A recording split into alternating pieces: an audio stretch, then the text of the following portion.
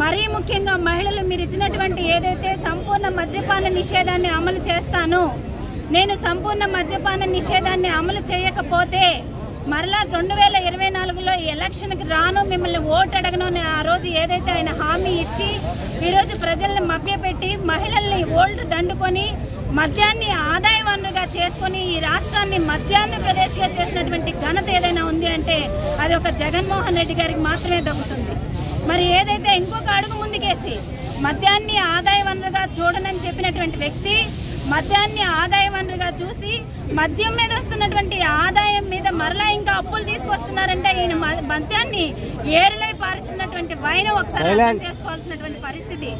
మరి వైన్ షాపుల దగ్గర టీచర్స్ ని, గవర్నమెంట్ స్కూల్ టీచర్స్, ఉపాధ్యాయులు, వాళ్ళ పిల్లల భవిత తీర్చిదిద్దే ఉపాధ్యాయుల్ని తీసుకెళ్లి వైన్ షాపుల దగ్గర నుంచో పెట్టాడు అంటే ఈయన మద్యాన్ని ఏ రకంగా మరి ప్రోత్సహిస్తున్నారన్న విషయాన్ని ఒకసారి ఆలోచించుకోవాల్సినటువంటి పరిస్థితి. రాష్ట్రంలో మరి వీళ్ళని నమ్మి అధికారంలోకి తీసుకొస్తే రాష్ట్రాన్ని నట్టేటి ముంచుతున్నటువంటి జగన్మోహన్ రెడ్డిని జనసేన పార్టీ వీర మహిళా విభాగం నుంచి ఒకటే అడుగుతున్నాం.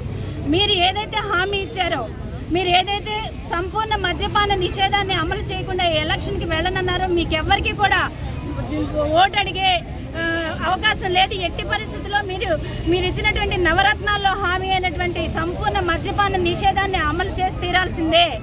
138 మంది కల్తీ సారా తాగి ఈరోజు చనిపోతే దానికి బాధ్యులు ఎవరు?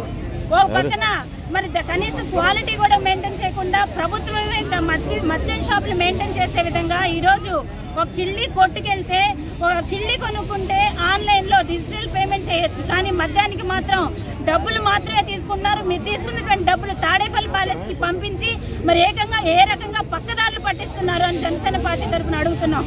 ఖచ్చితంగా మీ ఇచ్చినటువంటి నవరత్నాల హామీ ఏవైతే ఉందో, మీ నవమోసాలు ఏవైతే ఉన్నాయో ప్రజలందరూ కూడా గమనిస్తున్నారు. మీరు ఇచ్చినటువంటి హామీని నెరవేర్చిన తర్వాత మాత్రమే ఎలక్షన్స్కి వెళ్లాలని జనసేన పార్టీ తరఫున డిమాండ్ చేస్తున్నారు.